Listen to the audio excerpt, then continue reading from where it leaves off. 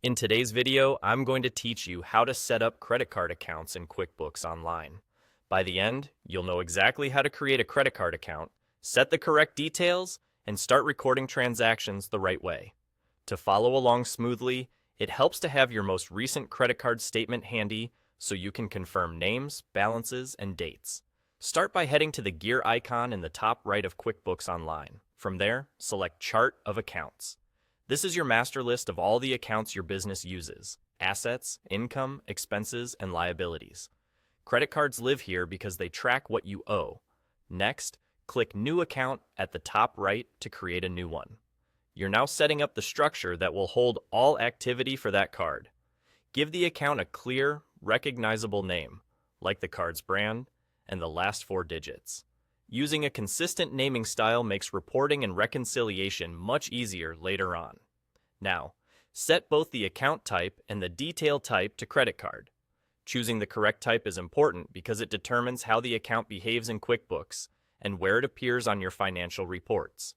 Credit card is a liability, so picking the right type keeps your balances accurate and your statements clean. Enter the beginning balance and the date of that balance. Think of the beginning balance as the amount you already owed on the card at the start of your tracking period.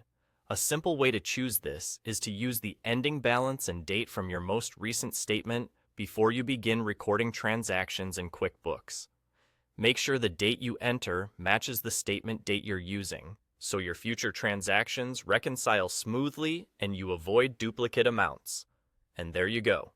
QuickBooks creates the account using the details you've entered. Once your account is created, you can click View Register on it. This opens the ledger for that card, where you can add individual transactions manually: charges, payments, fees, and credits, so every activity is recorded. If you already have a list of transactions elsewhere, you can import them using a CSV or Excel file.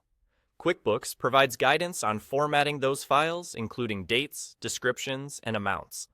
Take a moment to review the imported entries for accuracy, especially the dates, so they align with your beginning balance. That's all there is to it.